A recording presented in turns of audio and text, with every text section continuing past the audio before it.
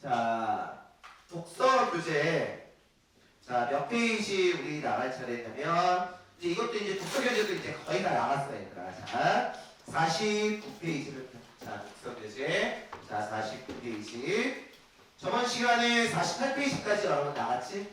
오케이. 자, 49페이지부터 보고, 이제 내신도 또 내가 좀 물어보고, 그렇게 여러분 해야 되겠네. 자. 선생님 그 아는 친구분 중에 그 SK 다니는 아저씨가 계시거든. 근데 그 직장 동료의 자제분이 이태원 사고 때문에 유명하게 달리했다고 그러더라고. 151명, 그치? 그러니까 이게 주위에 대학생인데 연락이 안 돼요. 오늘 선생님 수업 중에서 재수하는 친구인데 아침에 간 거야. 설마 이제 했지, 그지?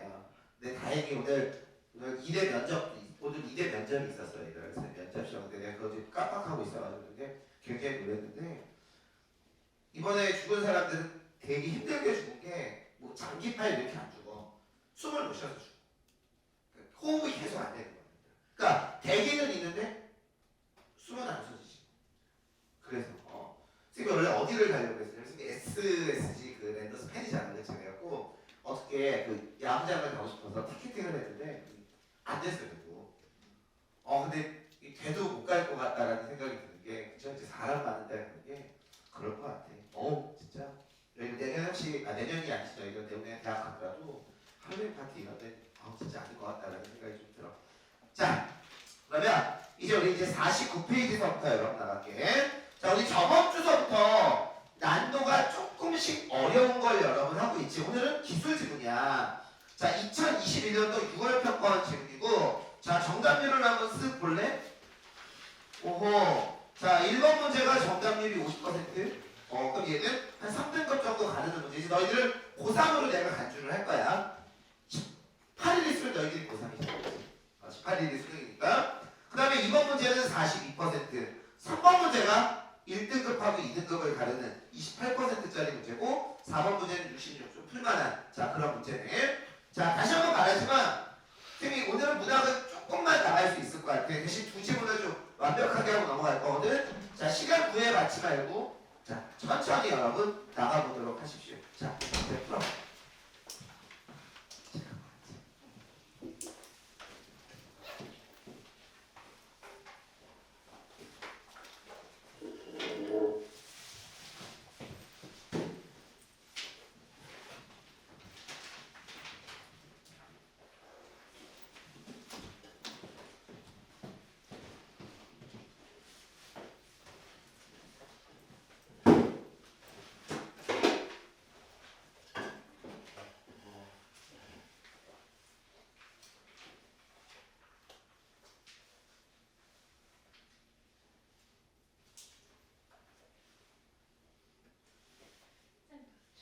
어, 49페이지. 저번 시간에 딱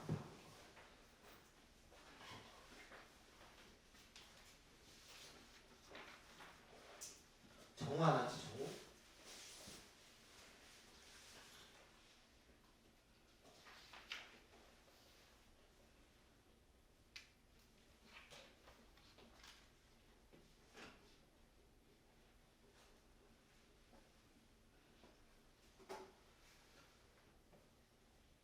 도현이?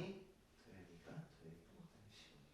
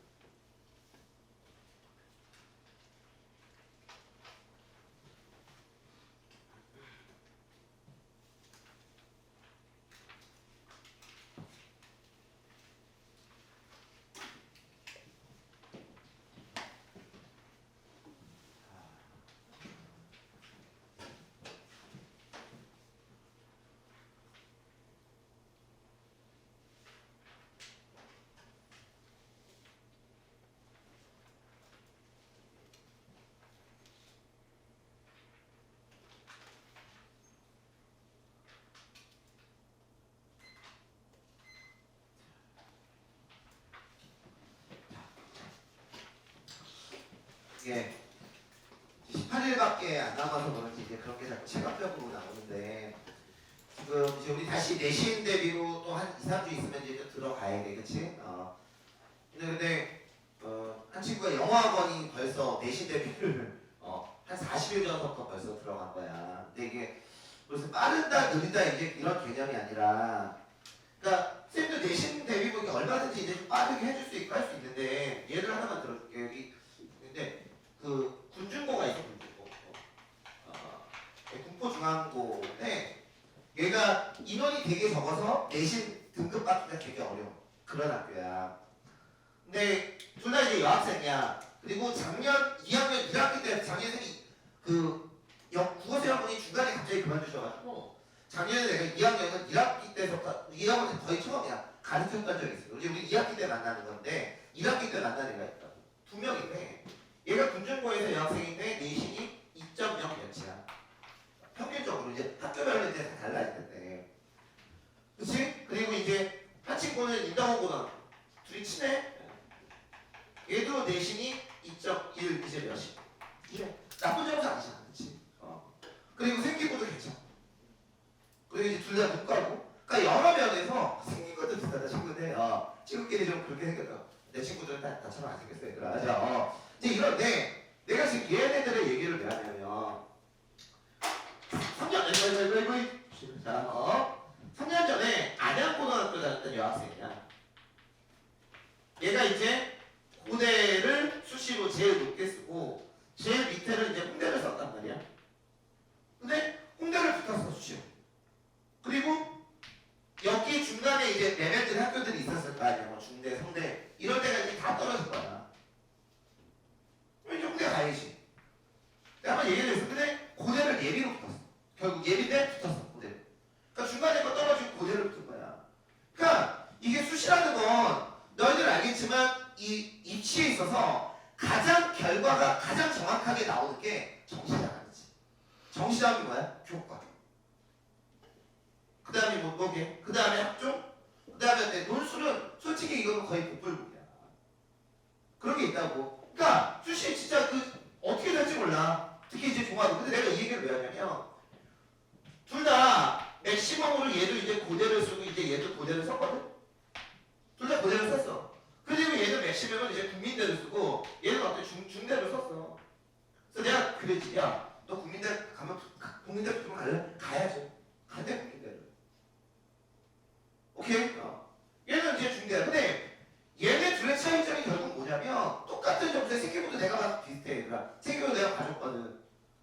국어는 둘 다 1등급이 나와. 오케이? 근데 얘는 수학이 4, 5가 나오는 거야. 수능 점수가. 얘는 어때? 수학이 2, 3점도 나오고. 무슨 말인지 알겠어? 그러니까 얘는 어때? 얼추 안 되면 질러놓고 안 되면 뭐라도 정시라도 가면 되죠. 이해가니? 졸지 마. 근데 얘는 어때? 정시를 못 가는 거야. 그러니까 결국은 어때? 이렇게 내렸을 수밖에 없는 거 아니겠냐, 국민들. 이해가? 그러니까 여기서 여러분들이 주의를 해야 될 게 뭐냐면 내가 수시로 몰빵을 한다. 나쁜 거 아니야. 근데 지금 이 중요한 시점들에 내가 저번 주에 좀 빠져가지고 내가 잔소리 좀 하는 거야. 이게 수시가 우리 공부가 끝이 아니거든. 정시도 같이 해줘야지. 내가 여러분들에게 그랬잖아. 수시 끝나는 주석도 쌤은 지금 한 주도 내시다면서 정시 수업을 지금 빠진 적이 없다고. 응? 잔소리 하는 거야. 우리 수시 말이야. 수시도 해야지. 근데 당연히 어때? 명찬아 정시도 어때? 같이 끌고 가야 된단 말이야. 그래서 나는 정확히 이제 그 수능 주나 그 전주서부터 이제 내신 대비로 여러 번 들어갈 텐데 그 나머지 시간에는 친구가 이렇게 정시할 때 빠져! 그렇게 하고 감 익히고 그렇잖아? 그렇게 좀 했으면 좋겠다라는 생각이 좀 들어. 자, 잔소리야. 우리 내신 잘 나왔는데 이렇게 쓰면 안 되잖아. 이렇게 써야지. 자, 그러면 자 이제 단락에 붙일게요. 1, 2, 3, 4, 5. 자, 그리고 이제 어디를 먼저 읽어야 돼? 문단 앞을 2, 3, 4, 5를 먼저 읽지. 그런데 우리가 일단 알고 있는 것 중에서 자 3문단 봐봐. 3문단 렌즈를 움직이는 방법 중에는 그럼 그 앞에는 어때? 뭔가 렌즈를 움직이는 장치에 대한 얘기가 있다라는 거 그 정도는 알겠지. 뭐 이거 외에는 특별히 예측할 수 있는 게 없어. 하지만 이 지문은 1문단을 통해서 우리들에게 예측할 걸 다 줬지. 자, 1문단 봐봐. 자, 이 글의 제재가 뭐야? 영상, 안정화, 기술이지. 자, 마지막 문장 주고. 흔들림에 의한 영향을 최소화하는 기술이 영상 안정화 기술이다. 자, 그러면 일단 1문단은 이 글의 제재인 영상 안정화 기술이 나오고, 자, 영상 안정화 기술이 뭐냐면 흔들림에 의한 영향을 최소화하는 기술이래. 그럼 이제 우리가 궁금한 건 뭐지? 도대체 영상 안정화 기술은 어떤 방법으로 흔들림에 의한 영향을 최소화하지? 그죠? 이런 생각이 들어줘야 돼. 자, 그런데 이 문단, 야, 여기가 이제 결정적인 힌트네. 미주고. 영상 안정화 기술은 빛을 이용하는 광학적 기술과 소프트웨어를 이용하는 디지털 기술 등이 있다 라고 그랬지. 근데 내가 이런 말하면 이제 좀 끄덕거려졌으면 좋겠는데, 이 문단 첫 번째 문장은 엄밀하게 말하면 1문단 마지막 쪽으로 가는 게 더 보기 좋지 않겠니? 이제 이 정도는 알아야지. 왜? 이 문단은 지금 무슨 기술에 대한 얘기가 나와? 광학, 영상 안정화 기술에 대한 얘기가 나오잖아. 다. 그러니까 차라리 이 문단 첫 번째 문장을 1문단 끝으로 빼서 서론의 역할을 수행하게 하는 것도 그렇게 나쁘진 않겠지. 무슨 말인지 이해가니? 자꾸 이런 것도 예를 들면 너희들 머릿속으로 그대로 생각을 해야 돼. 자, 미친 거. 광학 영상 안정화 기술을 사용하는 카메라 모듈은 렌즈 모듈, 이미지 센서, 자이로 센서, 제어 장치, 렌즈를 움직이는 장치로 구성되어 있다라고 되어 있지. 자, 여기 잠깐만 보자. 그러면 지금 이제 이 문단은 무슨 기술에 대한 얘기가 나오냐면 OIS 기술에 대한 얘기가 나와. 맞죠? 근데 쌤하고, 자, 여기 봐. 기술 지문만은 팁이 하나 있다고 했어. 내가 이거 분명히 얘기를 2번이나 얘기했어. 자, 뭐냐? A의 구성 요소로 B, C, D 이렇게 나오면 무조건 뭐가 나온다고 했지? B, C, D가 각각 어떤 기능을 하는지가 나오고, 이거를 종합하면 A의 원리가 나온다라고 되어 있지. 이건 여러분 기술 지문의 고유한 팁이야. 그러면 지금 밑줄 친 거를 보니까 OIS 기술을 이용하는 카메라 모듈은, 자, 봐봐.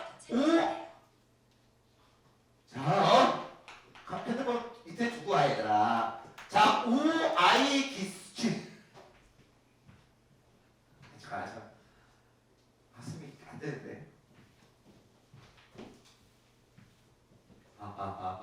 자, 웃겨서. 자.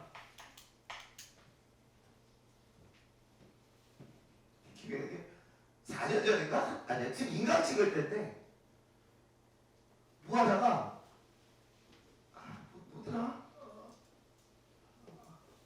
거울, 갑자기 수업하다 이게 거울 관련 이게 나왔어. 그랬는데 내가 예전에 누가 학생한테 거울 이행시를 들은 적이 있거든. 뭐랬냐면 별거 아니야 얘들아. 거울아 이 세상에서 누가 제일 예쁘니? 울렁거려 이 샹이야. 이거 들었던 기억이 있는데 그 계속 떠오르는 거야, 수업. 그래서 결국 한 20분 동안 혼자 웃다가 수업을 결국 못했던 그런 적이 있었어. 내가 수업 못했던 적이 한 번 그 적이 있고, 또 하나가 선생님이 복숭아 알러지가 되기 싫대. 혹시라도 너희들 수업하다가 오늘은 휴강 좀 하고 싶다 그러면 복숭아를 여기저기요 깔아두면 선생님 기침하다가 수업을 못할 수가 있거든 얘들아. 물론 병원에 입원할 수도 있었어요. 좀 심한데. 그래서 그때 수업 못한 적이 있는데 갑자기 지금 다스리고 있는 중인데 갑자기 좀 웃겨가지고 순간적으로 되게 참고 있는 중이에요. 핸드폰 밑에 두고 와 얘들아. 자, 됐어. 됐죠? 자, 카메라 모듈이, 잠깐만 얘들아.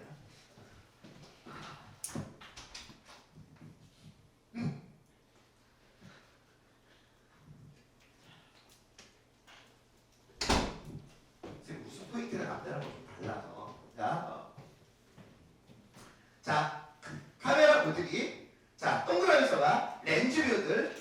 이미지 센서, 자이로 센서, 제어 장치, 렌즈를 움직이는 장치로 구성되어 있지. 자, 그럼 잘 들어. 그러면 여기에 나와 있는 카메라 모듈의 구성 요소들이 나왔잖아. 자, 그럼 지금부터 내가 어떻게 하는지 가르쳐 줄게. 그러면 얘네들이 뭐를 하는지 처음서부터 완벽하게 읽을 필요는 없어. 왜? 무슨 진술이니까? 구체적 진술이니까. 자, 대신 여러분들이 생각할 건 뭐냐면, 아, 이제 얘네들의 기능이 나오겠지? 그리고 얘네들의 기능을 알면, 아, 카메라 모듈이 어떻게 흔들림에 의한 영향을 최소화하게 하는지 그 얘기가 나올 거야 라고 생각을 하고, 여러분들은 동그라미 맞춰. 뭘 동그라미 치냐? 셋째 줄. 렌즈별도 동그라미 쳐. 그 다음에 넷째 줄 그 밑에 뭐 동그라미 칠 거야? 이미지 센서 동그라미 쳐. 이해가? 찾아가는 거야. 그 다음에 어때? 여섯째 줄 약간 오른쪽에 자이로 센서 동그라미 쳐. 되냐고? 그리고 2분단 마지막 줄에 뭐 제어 장치 동그라미를 치는 거야. 되냐고? 그런데 지금 제어 장치까지 동그라미를 쳤으면 하나 빠진 게 있지. 뭐 렌즈를 움직이는 장치. 왜? 이게 굉장히 중요한가 봐. 영찬아. 자, 그러면 렌즈를 움직이는 장치가 어디에 나와 있냐? 첫째 줄, 이줄 거 3분단. 렌즈를 움직이는 장치 중에는 보이스 코일 모터를 이용하는 방법이 많이 쓰인다. 됐어? 밑줄 거. 자, 이거에 대한 구체적 진술이 어디까지인지 읽어. 보이스 코일 모터를 이용하는 게 어디까지인지 읽어. 쉽지만 해. 니들이 밑줄 친 거하고 내가 밑줄 친 거하고 비교하는 거야. 보이스 코일 모터를 이용하는 것. 끝까지가 아니라 어디까지만이야. 유지? 된다? 여기까지만이지. 자, 그러면 마지막 문장 밑줄 거. 이외에도 카메라가 흔들릴 때 이미지 센서를 움직여 흔들림을 감소하는 방식도 이용된다. 자, 그러면 여기에 나와 있는 OIS의 카메라 모듈의 구성 요소. 자, 그러면 각각의 기능. 자, 이거를 종합하면 여기에 나와 있는 카메라 모듈의 어때? 원리가 나오겠지. 자, 이 얘기가 2문단에서 몇 문단까지? 3문단까지 이야기가 진행이 되는 거라. 근데 여러분들에게 부탁하고 싶은 게 뭐냐면 2문단, 3문단은 있더라도 누가? 야, 2문단, 3문단 이러니 그러면 카메라 모듈의 원리에 대해서 얘기해봐. 이래야 돼. 대신 왜냐면 너희들 지금 2문단 셋째 줄에서부터 3문단까지가 이거에 대한 구체적 설명인데 이걸 정리를 할 수가 없잖아. 대신 어디에 뭐가 있는지 정확하게 알아둬야 돼. 자, 그래서 2문단, 3문단까지가 한 세트야. 왜? 여기는 무슨 기술? OIS 기술에 대한 얘기가 나와. 이거 지금 고3 재작년도 6월 평가원 지문이야. 기술 지문. 자, 이제 4문단 볼게요. 이제 여기서부터가 이제 좀 어려워. 4문단. 자, 밑줄. OIS 기술이 손떨림을 훌륭하게 고정해 줄 수는 있지만 렌즈의 이동 범위에 한계가 있어 고정할 수 있는 움직임의 폭이 좁다. 계속 밑줄. 디지털 영상 안정화 기술은 촬영 후에 자, 그럼 얘들아 여기에서 여기로 갈 때 시간의 흐름이 있는 거 알겠어? 얘는 촬영을 할 때고 얘는 촬영 후에 촬영 후에 소프트웨어를 사용해 흔들림을 보정하는 기술로 역동적인 상황에서 촬영한 동영상에 작용할 때 좋은 결과를 얻을 수 있다. 자, 그럼 이제 여기는 두 번째 무슨 기술이 나와? DIS 기술이 나오는 거지. 자, 이제부터 갖추기 위해 이제서부터 봐. 공부하는 애들만 가서 수업 들어. 자, 그 다음 장 보시고 이 기술은 촬영한 동영상을 프레임 단위로 나눈 후 연속된 프레임 간 피사체의 움직임을 어때? 추정하지? 자, 지금 이 문장에다가 숫자 1 적어. 이렇게 적어. 1이라고 적어. 지금 이 문장. 이 기술은 촬영된 동영상을 프레임 단위로 나눈 후 연속된 프레임 간 피사체의 움직임을 추정해. 자, 이제부터 이게 왜 어려운지 봐. 지문 만든 사람이 이따구를 지문을 만들면 안 돼. 자, 그러면 가로 열어. 움직임에서부터 가로 열어. 그 다음 문장 움직임을 이렇게 가로 열라고. 자 그러면 이제부터 피사체가 움직임을 추정하는 거에 대한 구체적 진술이 어디까지인지 읽어. 근데 그 문단까지가 아니야. 읽어. 가로 닫아봐. 촬영된 동영상을 프레임 단위로 나눈 후 연속된 프레임과 피사체의 움직임을 추정한다. 자, 이거에 대한 구체적 설명이 어디까지인지, 가로친 시작서부터 어디까지가 그거에 대한 추정에 대한 얘기지.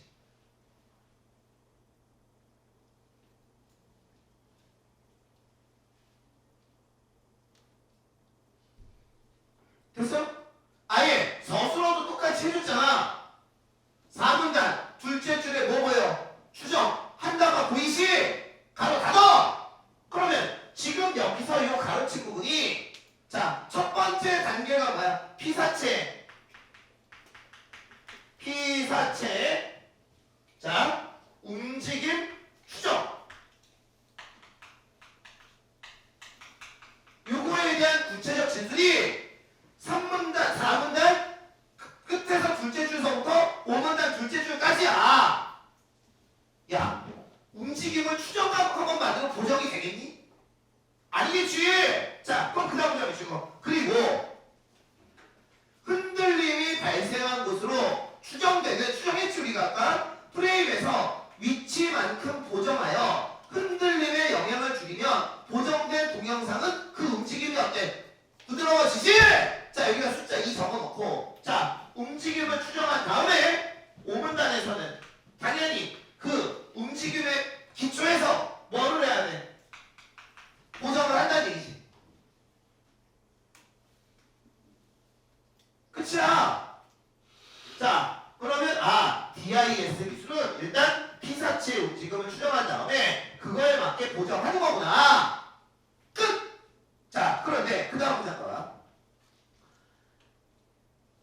그러나 이제 그러나가 나와. 계속 기출.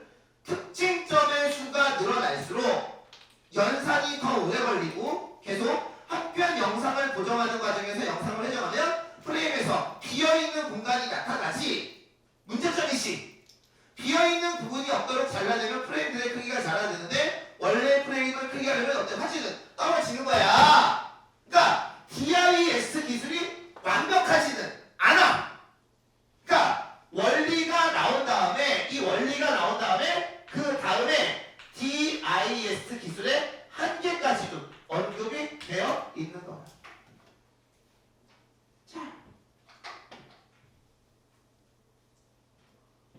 자, 그런데 너희들이 이 단계가 완벽하지는 않더라도 잠깐만, 이거는 잡았지.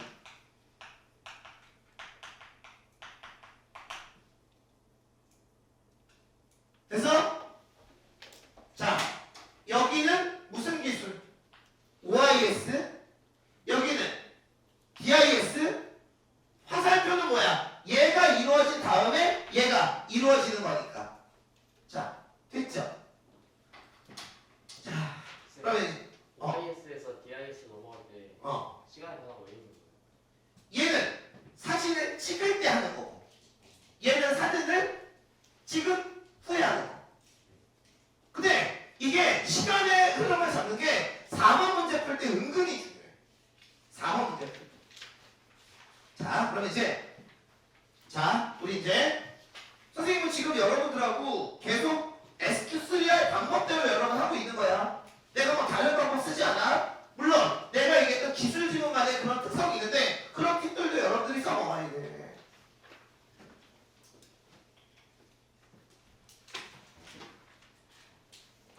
자꾸 시험을 볼 때 내가 이거 한다? 이제 다음 주 토요일에, 다음 주 토요일 쌤이 지금 고3이 3반이거든? 금, 토일. 그럼 애들한테 이제 주말 수업에 뭐를 주냐면 그거를 줘. 화작하고 엄매 보인 것을 한 10표분을 줘. 10표. 화작 엄매 보인 것을 한 10표분을 주는 거야. 그럼 이제 봐. 수능이 목요일이잖아. 자, 그러면 봐. 그 전주 월, 화, 수, 목, 금, 토, 일, 월, 화, 수 10일 동안 무조건 애들한테 7시 40분서부터 8시 10분 정도까지는 화작 엄매를 꼭 풀려고 해. 하루에 하나씩. 정해진 루틴을 만드는 거야. 수능이 몇 시야? 8시? 중이야. 그러니까 언제나 똑같은 시간에 수능 열흘 전서부터는 똑같은 시간에 일어나서 심지어 밥도 같은 거 처먹어. 같은 시간에 화장실 가. 너희들 수능장 들어갔는데 그런 생각 안 해봤니? 국어 시험 보는데 응가 많아. 사람 환장하는 거야. 그렇다고 안 살 수는 없잖아. 같이 시험 감독이 둘이야. 이제 한 명이 따라가서 같이 봐주고 옳지를 모르겠는데 내가 얘기하고 싶은 게 그런 루틴을 만들어야 돼. 그리고 여러분 문제를 풀 때도 마찬가지야. 국어 문제를 풀 때도 딱딱딱 원리대로 풀어야지. 케이스 바이 케이스로 풀어? 그럼 무조건 망하는 거야. 밥도 같은 거 먹고. 그럼 진짜 아무래도 덜 떨어. 근데 어때? 수업 시간에 생각하고 SKS3 딱 하고 좋은데? 시험장 가면 니들 마음대로 하고 여기 왜 안 되냐? 그러지 마. 그러려면 국어를 저기 다른 사람한테 배워. 되게 진지하게 얘기하는데 진짜 너희들 고3이야. 이러면 안 돼. 자, 고3이면 취업 테스트 해야지. 자, 여기까지 됐지? 자, 그럼 이제 1번 자, 이제 문제를 쓱 보자. 자, 1번. 자, 문제 이제 봐야 돼. 일치. 아이 짜증나. 몇 문제 어디 봐야 될지 잘 모르겠어. 자, 2번 봐봐. 무슨 기술에 대해서 물었어? 야, 우리 잠깐만. 무슨 기술? OIS. 이건 2번 문제는 당연히 어때? 몇 문단? 2. 3문단 가지고 내겠지. 자, 그 다음에 3번 문제 보기 읽어봐. 특징점 나오고 위치 추적 나오지. 아, 그럼 얘는 당연히 무슨 기술? DIS니까 몇 문단 몇 문단? 4문단, 5문단 가야 되겠지. 얘들아, 1문단은 서론이니까 나올 거 없어. 자, 그러면 4번 문제 보기를 봐봐. 자, 첫째 줄에서 OIS 기능을 켜고 동영상을 촬영했지. 그리고 밑에 소프트웨어로 보정하려고 하지. 그럼 얘는 뭐야? OIS를 한 다음에 DIS를 하는 거지. 짜증나지? 왜? 얘는 몇 문단서부터? 2문단서부터 5문단까지 다. 내가 얘기했다. 3점짜리는 어려워서 3점짜리도 되지만 실제로 정답률 봐봐. 얘는 정답률이 2, 3번보다 높지. 근데 왜 얘 3점짜리야? 시간이 오래 걸리니까. 근데 우리가 해야 될 건 뭐냐면 잠깐만 얘하고 얘를 풀면서 얘에 대한 힌트를 또 잡아 나가야 돼. 자, 그러면 이제 1번부터 가자. 1번. 정말 미안한데 1번 문제 틀린 사람들은 선생님 되게 무시하는 사람. 이게 정답률 50%거든? 난 깜짝 놀랐어. 이제부터 잘 봐. 1번 다시 봐. DIS 영상 안정화 기술 끊어! 디지털 영상화 안정화 기술. 얘는 OIS야 DIS야? 디지털 영상 안정화 기술은 앞장 봐봐. 뭐야? 디지털 영상 안정화 기술은 OIS니 DIS니? DIS지. 자, 그런데 오른쪽 소프트웨어를 이용하여 이미지 센서를 이동시킨다. 얘들아! 이미지 센서가 몇 문단에 나왔어? 우리 동그라미 쳤잖아. 이미지 센서는 2문단에 나왔지. 그럼 이미지 센서는 DIS가 아니라 뭐 OIS랑 관련된 거지. 그럼 답은 몇 번? 1번.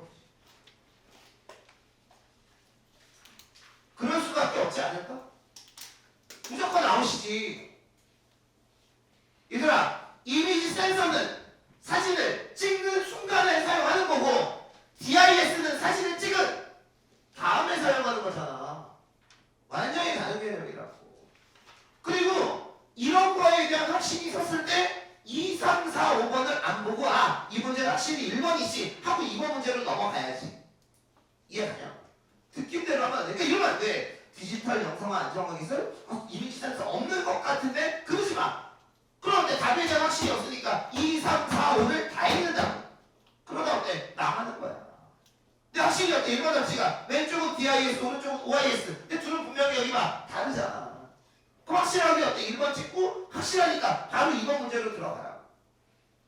내가 너희들하고 약속한 거 하나 있잖아. 뭐냐면 문제에 가장이라는 단서가 없으면 그냥 문제 풀고 답이다 싶으면 그냥 넘어가. 근데 가장이라는 단서가 붙은 건 답을 찾더라도 더 정확한 답지가 있을 수도 있으니까 뒤에까지 합니다. 가장 있을 때만.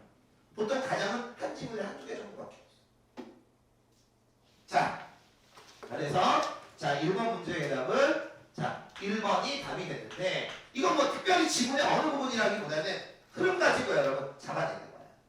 자 2번 갑시다. 자 윗글에 OIST 기술에 대한 설명으로 적절하지 않은 것은 그렇지. 자 그럼 확인. 2번의 1번 답지는 보이스 코일 모터니까 당연히 3문단 네 나와 있겠지. 자 3문단에 있는 정보야. 자 2번 답지 봐. 뭐에 대한 얘기가 나와? 자이로 센서. 깜짝 놀라. 이게 무슨 정답률이 42%야. 쌤 이거 정답률. 이거 메가스터디 거 기준으로 내가 하는 거야. 내가 뭐 정답률을 추측해서 쓰는 게 아니라. 자 그러면 자이로 센서에 대한 얘기가 2문단에 나오지. 자 밑줄 거. 2문단 끝에서 둘째 줄 오른쪽 줄 거. 자이로 센서가 같이 보지 마. 카메라의 움직임을 감지하여 방향과 속도를 제어 장치에 전달하지. 넘기지 마. 그러면 뭐의 방향과 속도를 전달하니? 자이로 센서가 카메라의 움직임을 감지하여 방향과 속도를 제어 장치에 전달하지. 그러면 뭐의 방향과 속도야? 카메라겠지. 카메라의 움직임을 감지해서 카메라의 방향과 속도를 제어 장치에 전달할 거 아니야. 자 여기다 숫자 2 적어놓고 그러면 2번의 답이 왜 2번인지 알겠어? 영상을 전달하는 게 아니잖아. 카메라의 움직임의 방향과 속도를 전달하는 것이. 이해가요? 근데 그럼 왜 애들이 내가 이걸 틀리는지 가르쳐줄게. 그 원리를 가르쳐줄게. 여기 봐. 대부분의 애들은 이 지문을 짧잖아. 이해를 하려고 그래. 그냥 쭉 읽어. 그리고 자이로 센서는 이렇게 전달하는 장치구나 해놓고 문제 풀 때는 지문을 정작 자세하게 안 읽고 내가 아까 읽었으니까 그 정보 전달하는 거이지 해놓고 어때 이번은 그냥 넘어간단 말이야. 자 약속. 처음에 읽을 때는 지문을 정독 통독. 처음에 읽을 때는 통독. 그리고 문제를 풀 때 오히려 그 부분을 정독을 하는 거야. 근데 처음부터 너희들이 정독을 하게 되면 시간 모자라지.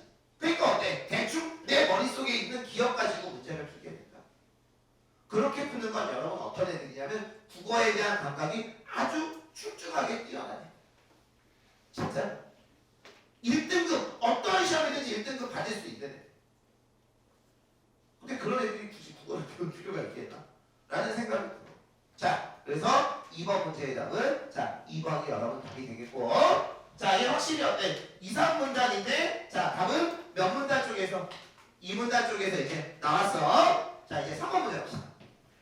얘 또 도대체 왜 정답률이 28%냐? 자 윗글을 참고할 때 보기에 A씨에 들어갈 말이지. 자 보기를 볼게. 특징점에 대한 얘기가 나오지. 자 그러면 이제부터 4문단. 자 4문단 마지막 문장 연필로 주시고요. 자 특징점에 대한 얘기가 4문단서부터 나온 건 알겠지? 자 마지막 문장 줄.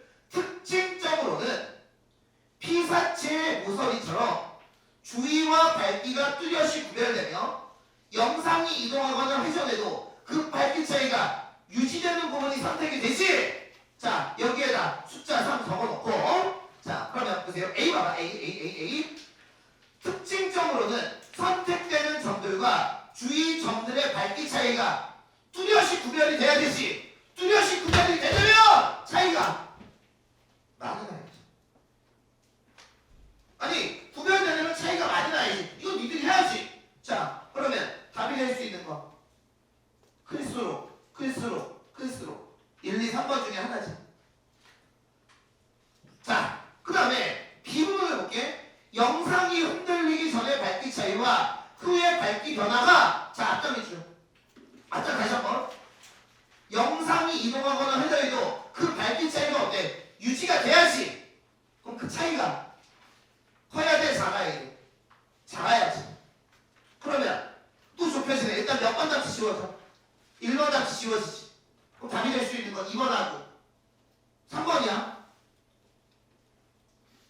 하자. 자 그럼 이제 시가 뭐야? 특징점들이 많을수록 고정에 필요한 띠가 늘어난대. 자 3문단 끝에서 대체 줄 밑줄 거. 특징점의 수가 늘어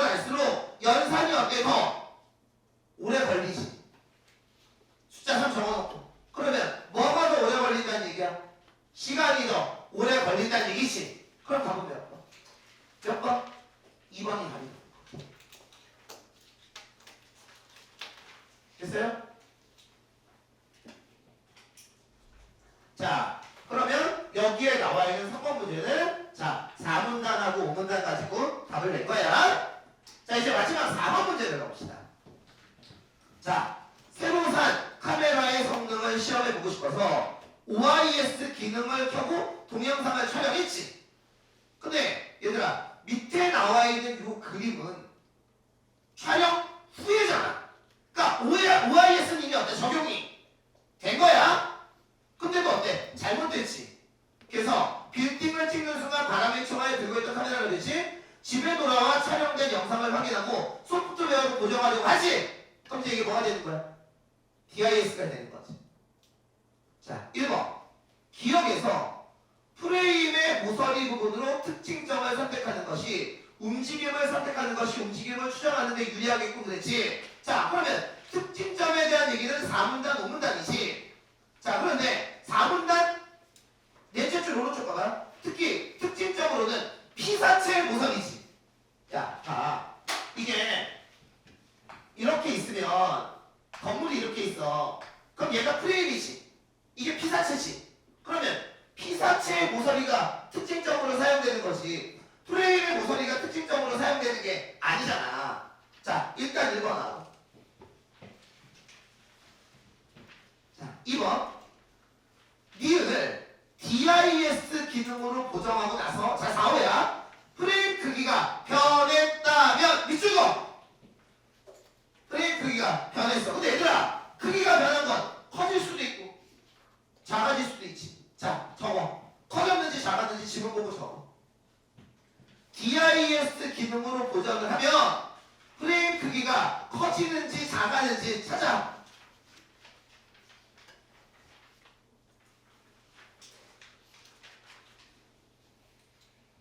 자, 됐어? 커지니 작아지니? 작아지지. 자, 그러면 작아지는데 그 위에 줄 속도 다시 한번 연필을 붙이고 영상을 보정하는 과정에서 영상을 회전하면 프레임에서 비어있는 공간이 나타나지. 비어있는 부분이 없도록 뭐하면? 잘라내면 프레임들의 크기가 작아지지. 자, 숫자 4 적어. 그럼 결국 얘들아, 프레임 크기가 변했다는 얘기는 잘라졌다는 얘기고, 그럼 비어있는 부분을 뭐 했다는 얘기야? 잘라냈다는 얘기지. 잘라냈다는 얘기는 영상의 일부가 손실되었다라는 얘기 아닐까? 한 몇 번? 자, 3번이 틀린 이유는 뭐냐? 자, 봐봐. 지금 여기에 나와 있는 3번 답지는 보세요. 얘하고 얘의 차이를 이용하라는 얘기야. 3번 답지는. 근데 얘하고 얘의 차이를 이용하는 게 아니라 어떤 얘와 얘의 차이를 이용해야지. 자, 3번 여러분 나오시고요. 4번 답지가 기억이나 니은이나 이미 OIS는 끝났지. 이제 뭐로 해야 될 거야? OIS가 아니라 DIS로 적용을 해야 될 거 아니겠냐고. 4번 나오시고요. 자, 5번 답지가 틀린 이유는 기억이나 니은 둘 다 아직 보정 전이지. 왜? 보기 둘째 줄 봐봐. 소프트웨어로 보정하려 한다. 그럼 아직 어떤 DIS를 적용하지 않았다는 얘기 안 됩니다. 됐어요? 자, 그래서 4번 문제를 한번 봤다. 2번이 답이 되겠네. 자, 여기서 하나만 여러분 다시 한 번만 얘기해줄게. 정답률이 4번이 제일 낮진 않잖아. 근데 이런 애들 있어. 1, 2, 3번 맞히고 4번을 틀렸어. 그럼 이제 이런 친구들은 문제의 난이도와는 달리 정보의 양에 따라서 정보의 양이 많으면 문제를 풀어. 그러니까 이런 친구들은 독일어 문제를 계속 집중적으로 풀어. 알겠지? 지금 너희들 그 겨울방학 때 또 개별 과제가 여러분 나갈 거야. 그때는 여러분 내가 저번에 여기 저기 정시하는 친구들은 넌 추론이 약해, 넌 정보의 양이 약해서 그거에 맞게 과제들이 또 나갈 거거든. 방학 때 집중적으로 풀어야 돼. 그래서 자기 단점을 극복해야 된다고. 그래서 너희들 어때? 2주 후에는 개별적으로 교재 정리 다 해놔야 돼. 이거 보고 상담 들어갈 거야. 정시 안 하는 친구들. 왜? 방학 때는 어차피 너희들 수시할 거 없으니까 정시 잡아야 되죠. 자, 뒷장 갑니다. 자, 이번에는 자, 인문지문이야. 자, 말장난이야. 작년 9월 평가 인문. 자, 정답을 볼게. 85, 74, 56, 58. 자, 그런데 이렇게 생각을 해보자. 아까 건 기술이고 얘는 인문이지. 근데 얘가 어때? 정답률이 더 높지. 근데 만약 너희들이 기술 질문보다 얘를 더 많이 틀렸어. 그럼 결국 뭐야? 얘는 인문 질문에 치명적인 약점을 갖고 있는 거겠지. 그러니까 이런 것들을 다 봐야 돼. 그래서 선생님 교재가 여러분 이렇게 되니까 인문학번, 사회학번, 과학기술학번. 인문학번, 사회학번, 과학기술학번. 그래서 이걸 쫙 보면 너희들이 어떤 질문에도 취약한지도 나와. 자, 해보자. 두 번째 질문까지.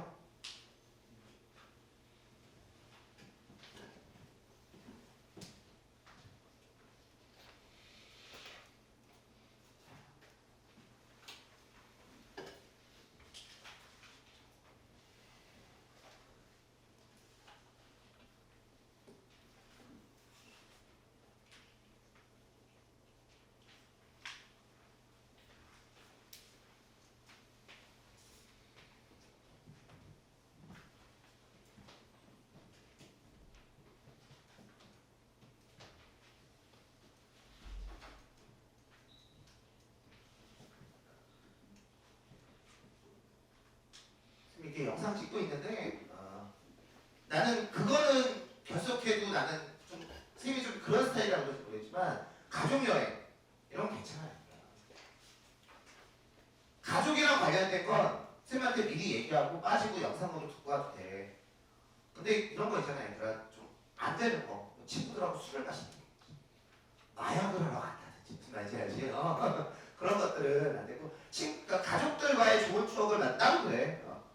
나도 우리한테 야 우리 여행 가자. 선생님 이제 수동주는 여행을 갈 거거든. 선생님도. 예. 그때 이제 우리 CMS 다니거든. 이제 빠지라고 그래. 여행 가면 돼. 빠져야지. 그러면 영상 듣고 이렇게 오면 돼. 이제 그런 거 외에는 가급적이면 하고 나서 수업 듣고, 그치? 그렇게 해. 그래서 미리 연락해 쌤한테 빠지고 그러면. 너희들 나이들 먹어봐라. 나중에 이제 부모님 생각하고 안 그러지. 우리 애도 이제 커가지고 우리 애 지금 신났어. 큰애는. 일단 롤드컵을 하더라고. 그러니까 롤드컵 알지? 우리가 또 롤을 되게 좋아해가지고 새벽 6시부터 일어나서 또 대학생이니까 롤드컵 보고 또 우리 애가 또 야구를 좋아해. 또 SSG. 롤드컵 끝나고 나면 이제 다음 주부터 우리 SSG 한국 시리즈 하죠. 지금 유니폼 사려고 지금 계획 중인데 그리고 나면 또 월드컵이야. 그렇지 않냐? 특히 이제 내신 기간에 걸리는 사람들, 남학생들이 큰일 났는데 신났지. 근데 우리 딸이 벌써 이렇게 나이 처먹어가지고 벌써 이제 22이라 좀 있으면 이제 10 간다고 그럴 거 아니야. 근데 우리는 여행을 진짜 많이 해서 우리 큰애는 여권을 거의 한 권을 다 샀어. 여행을 정말 좋아하거든 우리가. 그런 거밖에 기억이 안 나고. 우리가 말 처음 배울 때 기억이 나는 게 마트를 갔어. 마트를 와이프랑 나랑 큰애랑 셋이 간 거야. 근데 마트를 가면 그 포즈가 있지. 엄마들은 주로 어때? 이제 물건을 사고 아빠들은 카트를 밀고 애기는 그 앞에 이렇게 앉아요. 승현이가 이렇게 앉아있어. 사람도 진짜 많았는데 얘가 마트 가면 좀 이상한 일을 되게 많이 해. 막 마트에서 한 번은 때를 쓴 적이 있어서 막 울면서 병신 로봇 사달라. 아니 병신 로봇가 뭐야? 근데 나중에 알고 보니까 이제 그 변신 로봇인데 그걸 이제 병신 로봇이라고 한 거야. 그래서 때를 쓰면 그러니까 얘가 잘 울진 않는데 마트만 가면 그렇게 잘. 한 번은 이렇게 이제 애 여기 앞에 앉히고 알지? 하고 와이프 저쪽에 있는데 사람도 많았어. 근데 갑자기 얘가 큰 소리, 목소리도 커 얘도 아빠 그러는 거야. 내가 이렇게 있어. 아빠 보세요. 그랬더니 진짜 이렇게 얘기해. 아빠 큰 소리 나랑 부부놀이 해. 부부놀이를 하지. 그래서 아빠 그런 거 못한다 얘기했어. 얘기. 근데 얘가 어때? 막 울기 시작해. 내가 안 한다. 애기니? 안 했지. 울어. 그래가지고 왜 얘가 왜 울지? 그러니까 얘가 막 우니까 신경질이 안 나서 알았어 내가 해줄게. 부부놀이 어떻게 하는 건데? 그랬더니 평소에 내가 그렇게 비춰줬던 거지. 물건 하나 고른 다음에 이거 사도 돼? 하고 물어보래. 얼마나 비춰봐야 내가 평소에 그렇게 보였나 봐. 그래서 그 앞에 이제 삼치 하나 있길래 딱 사갖고. 근데 우리 아빠도 옆에 왔어. 되게 재밌었나 봐. 내가 물어봤어. 이거 사도 돼? 그랬더니 진짜 큰 소리로 동거라 이러는 거야 나한테. 그래서 거기도 마트에 있던 사람들이 할 때 터졌지. 그게 벌써 이제 10몇 년 전인데 그런 것들도 진짜 이렇게 기억에 다 나고 그래. 그러니까 부모님이 마트 가자고 얘들아 따라가고 여행 가자고 많이 안 가 친구랑 갈래 그러지 말고 따라가고 이제 너희들 대학 가다가 부모님하고 여행 같이 못 가지 맨날 디자니고 그래야 되니까. 부모님이 어떻게 가자고 그러면 꼭 따라다니고 돼. 자, 일단 단락의 교육지게. 자, 1, 2, 3, 4, 5. 자, 빨리 하자. 자, 얘들아, 문단 앞에 힌트가 너무 많이 나와. 자, 이 문단 앞에 볼게. 이러한 질문과 관련하여. 그럼 앞에 뭐가 포인트야? 뭔가 질문이 포인트지. 자, 3문단 봐봐. 그러나 이 논증에 대한 다양한 비판이 가능하다. 그럼 그 앞에는 뭔지 모르겠지만 누군가의 논증이 나왔겠지. 그 다음에 보문단 접속어가 뭐야? 다음으로지. 그럼 당연히 그 앞에는 첫째 내지는 둘째 이런 얘기가 나와 있지 않겠냐.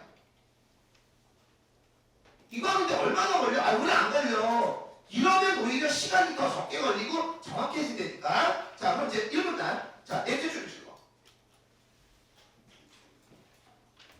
자, 이러한 두 관점 중 유물론적 인간관을 가정할 때 인간은 자유롭게 선택할 수 있을까? 인간에게 자유의지가 있을까? 자, 그러면 잘 봐. 1문단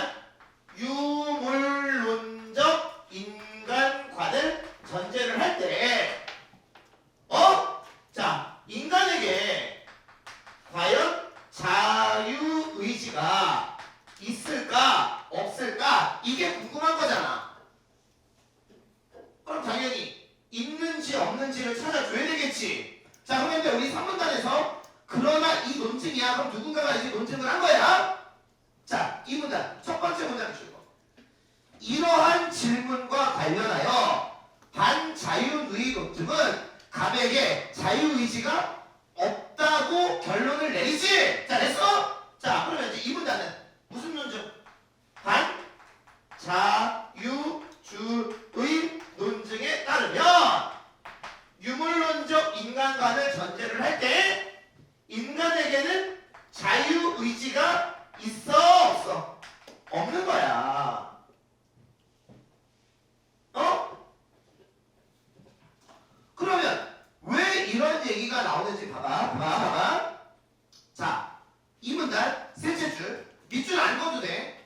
이러한 전제하에 반자유주의 논증은 선결정 과정과 무작위 과정을 모두 고려하지. 밑줄 그어. 첫 번째로 임의의 선택이 그 이전 사건들에 의해 선결정한다고 가정해보자. 반자유주의에서는 이 경우 우리에게 자유의지가 없다고 결론 내린다. 가령. 자, 그럼 봐봐. 그냥 밑줄이 안 꺼도 머릿속에 이게 있어야 돼. 자, 일단 반자유주의 논증에는 두 가지 과정이 있지. 첫 번째, 무슨 과정이 있어? 선결정 과정이 있고, 두 번째는 무슨 과정이 있어? 무작위 과정이 있잖아. 맞아요? 그런데 선결정 과정을 할 때도 결국 자유의지가 없는 거고. 한 문장 더 밑줄 그어. 이 문단에서 똑같이 밑줄 그어봐.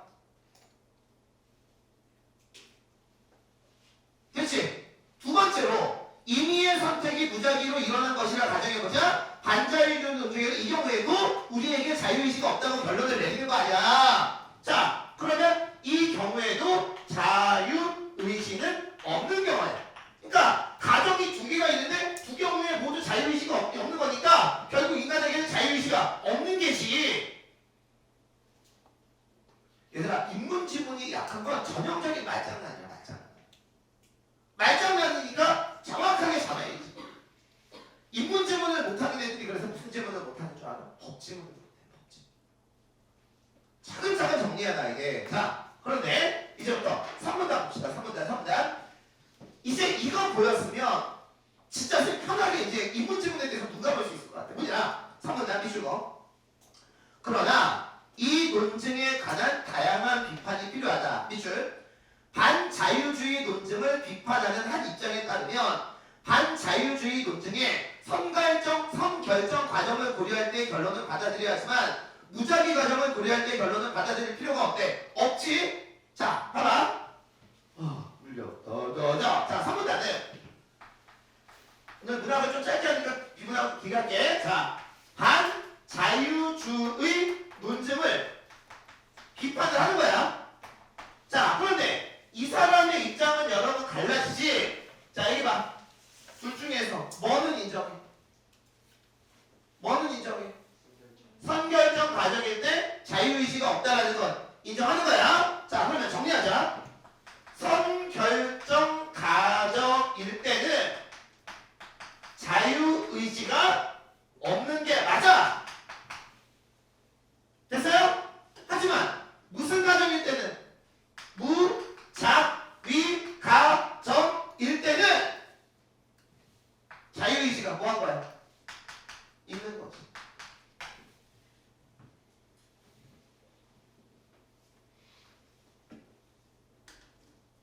자, 그러면 이 지문의 제일 중요한 관건, 너희들이 이걸 봤는지 가르쳐 줄게. 자, 이제 4문단하고 5문단이지. 여기 볼게. 5문단의 접속어가 뭐야? 다음으로야. 이야. 자, 그러면 내가 한 번만 얘기해 볼게. 여기에 나와 있는 4문단하고 5문단이 있을 때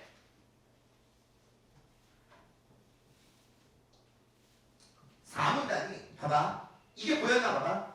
얘 구체적 제출.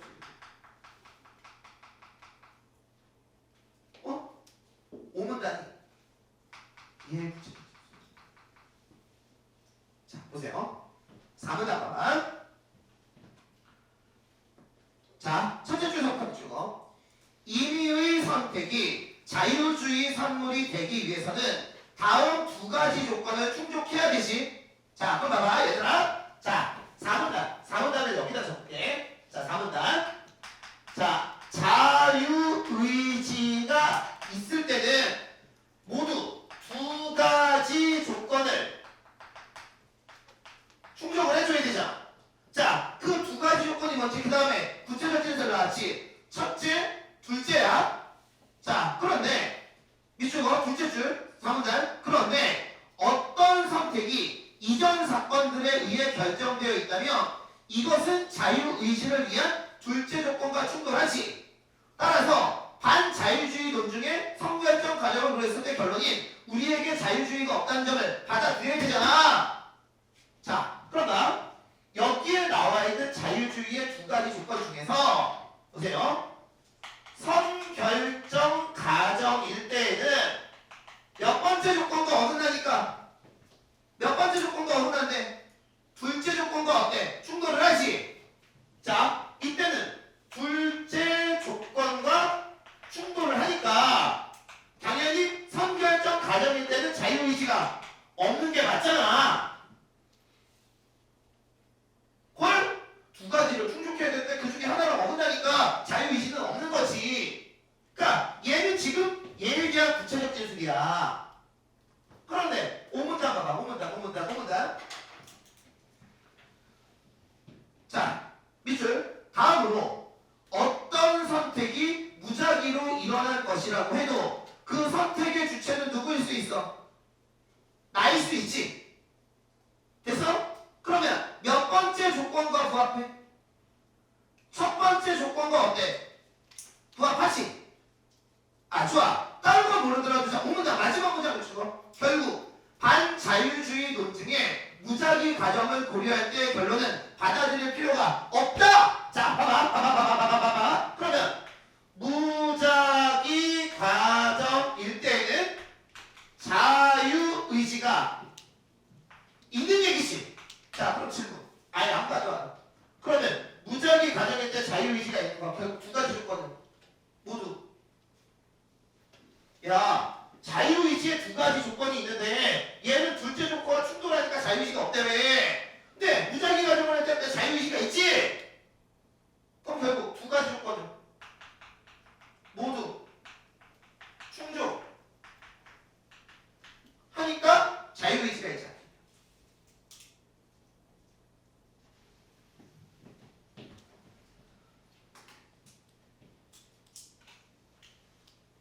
자, 잘 봐, 얘들아. 봐봐. 5문단 둘째 줄 오른쪽 읽어볼게. 예시 한번 잘 봐. 갑의 이러한 신경사건이 이전 사건들에 선결정되지 않는 것으로 가정해보자. 이러한 가정 아래에서도 그 갑은 선택이 뭐일 수 있어? 주체일 수 있지. 그러니까 두 번째 조건을 만족시켜주는데 첫 번째 조건이 맞을 수도 있잖아. 아이씨. 그러니까 두 가지 조건을 모두 충족하니까 무작위 가정일 때는 자유의지를 인정할 수 있다라는 거지. 콜? 자, 여기서 다시 한번 확인해. 4문단, 5문단은 몇 문단에? 3문단에. 구체적. 그래서 이 지문을 구조하면 이렇게 돼. 1, 2, 3, 4, 5. 자, 여기 보자. 여기 봐. 자, 여기는 무슨 주의 논증? 반자유주의 논증. 여기는 반자유주의를 뭐하는 입장? 비판하는 입장.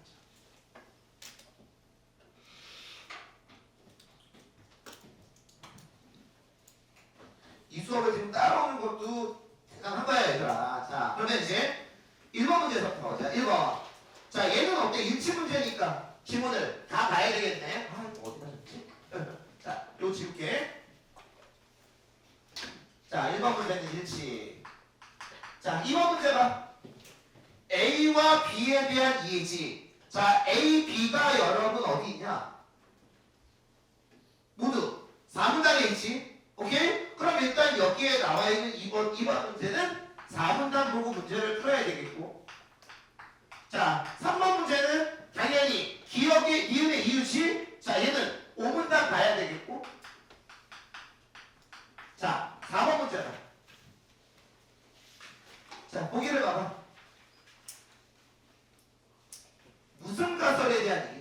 H의 가설 봐봐. 인간이 결정을 내릴 때에는 신경사건이 있기 전에 그가 어떤 선택을 알게 해주는 다른 신경사건이 그에 대해서 매번 발생하지. 얘는 무작위 과정이야, 선결정 과정이야? 아니지. 내가 어떤 결정을 내릴 때 그 전에 그 선택을 알게 해주는 무언가가 따로 있다는 얘기야. 그럼 이건 무슨 과정이야? 선결정 과정이지.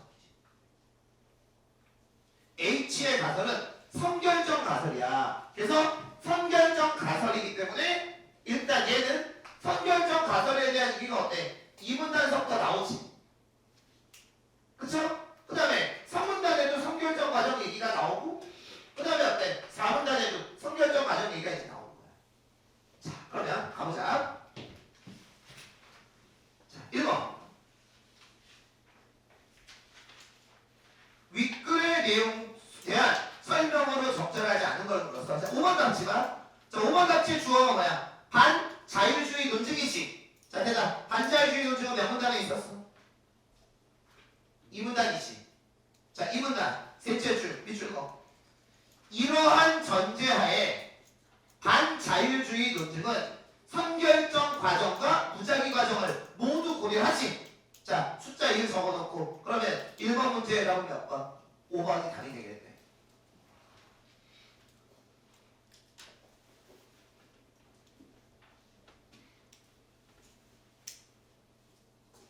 자, 대신 2번 A, B를 이해한 내용으로 적절한 걸 물었어. 자, 그러면 이제 A는 욕구 충족의 자유의지고, 자, B를 봐봐, B.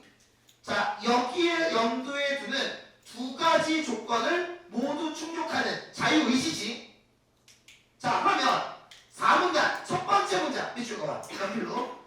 임의의 선택이 나의 자유의지의 산물이 되기 위해서는 여기까지만 밑줄 거. 자, 그러면 질문 던질게.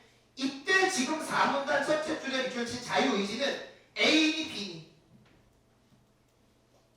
아니, 니들이 해야 돼.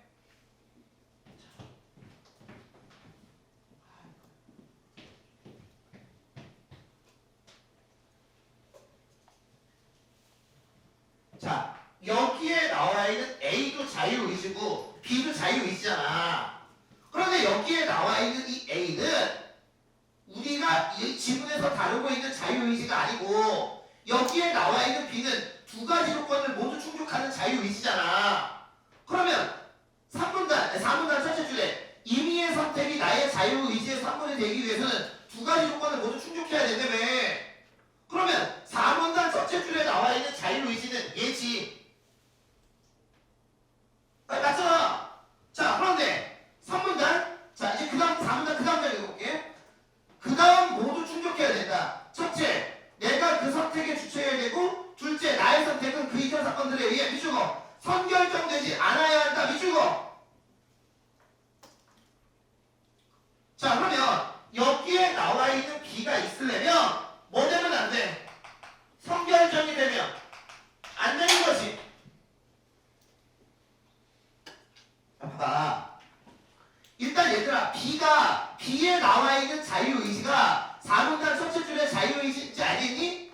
근데 둘째 줄이 어때? 그 자유의지가 되려면 선결정되지 않아야 된다며. 그럼 만약 여기에 나와 있는 이게 선결정되어 있다면 여기에 나와 있는 B는 있을 수 없겠지. 자, 그러니까 2번 문제에 답은 몇 번? 4번이 답이겠지. 헐? 3번. 니은의 이유로 적절한 것은, 자, 2번 문제는, 자, 4문단에서 나왔고, 3번은 답만 갈게. 자, 왜 니은은 반자율주의 논증의 무작위 과정을 고려할 때, 결국, 얘는 자유의지지. 그 이유가 아까 내가 여기 적어줬지. 두 가지 요건을 모두 충족하기 때문에. 자, 그러면 3번 문제에 가보면 5번이 답이 돼. 꼴?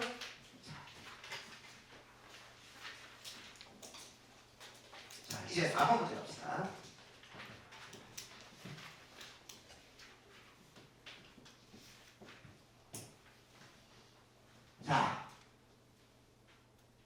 보니까 지금 3번 문제를 보니까 윗글에 뭐에 입각하네? 기억에 입각하네. 자, 기억은 뭐야? 반자율 논증 중은 어때? 비판하지. 아, 그럼 일단 비판이니까 3, 4, 5구나. 미안, 내가 잘못 얘기했다. 2, 3, 4가 아니라 어때? 3, 4, 5야.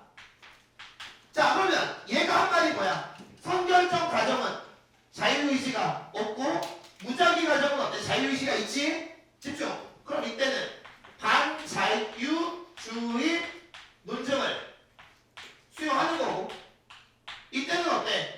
반자유주의 논증을 수용할 수 없는 거지. 돼? 자, 그러면 자 거기 H 가설을 봐. 자, H 가설은 분명히 선결정 가설이야. 자, 됐죠? 자, 그럼 1번 같지만 H의 가설이 실험 결과에 입증된다면 즉 무슨 가설이 많어?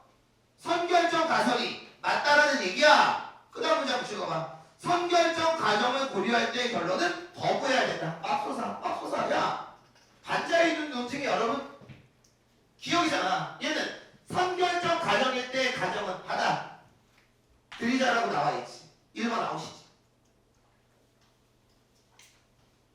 2번 자체가 H의 가설이 실험 결과에 입증된다면 무작위 가정은 참일 수밖에 없다. 얘들아, 무작위 가정이 참이 아니라 H의 가설이 실험 결과에 입증되면 무슨 가정이 참인 거야? 선결정 가정이 어때? 참인 거지. 2번 아웃.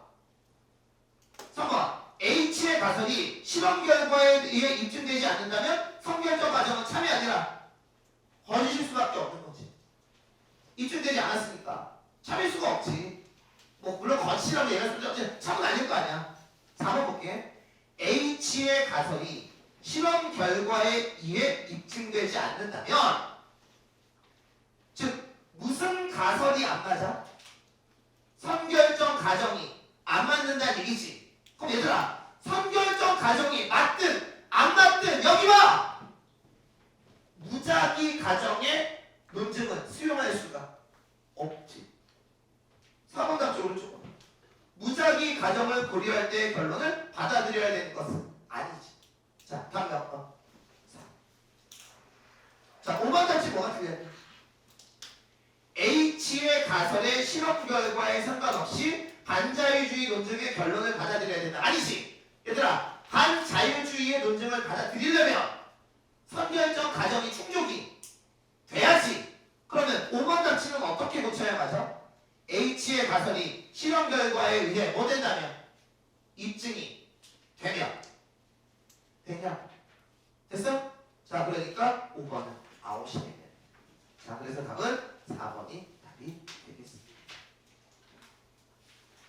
쌤이 바라는 건 이 정도 수준에서 각각 지문에서 한 개 정도씩만 틀려줬으면 도합 2개면 충분히 지금 상황에서도 4학년 시험 봐도 경쟁력 있어야 되나. 자기 틀린 문제 다시 한번 꼼꼼하게 여러 복습하고, 오케이? 자, 우리 쉬었다가 숙제 내주고 힘 테스트 하고 그 다음에 문학 들어가도록 할게요.